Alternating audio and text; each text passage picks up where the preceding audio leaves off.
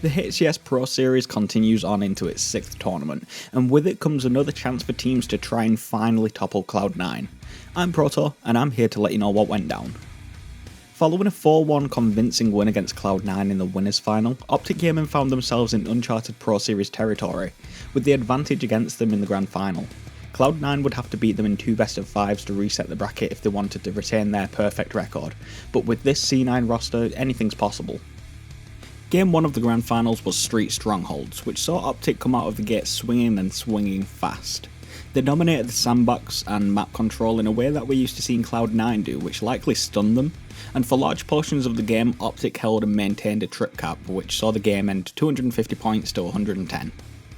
Game 2 was a closer game of Live Fire Slayer, which was very attritional and revolved heavily around power-ups and power weapons. However, through some clever coordination and teamwork in the form of a LUCID flank, Optic opened up the game at the death and won the game 50 kills to 44.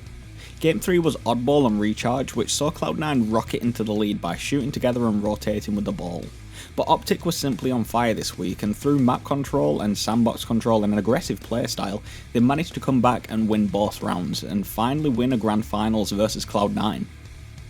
Elsewhere, there isn't too much to comment on, as once again due to roster mania, E-United, Sentinels and FaZe were all absent from this week's Pro Series. There was once again an underwhelming performance from SSG, but another good run from G2 as well as G1, who got to this week's Elimination Bracket Finals.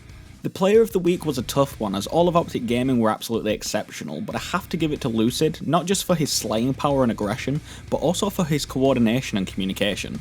He's been really putting in the hours and it really shows. Special mention goes out to APG too, because if he doesn't overextend in the winners final game 4 and return his flag, Cloud9 potentially go on to take that game in the series, and well, we all know what happens next. So there you have it, we've got a brand new Pro Series champion finally. If you enjoyed this video and found it useful, then please consider leaving a like, subscribing and hitting the bell for your weekly HCS recap. Thank you for watching, and I'll see you in the next one.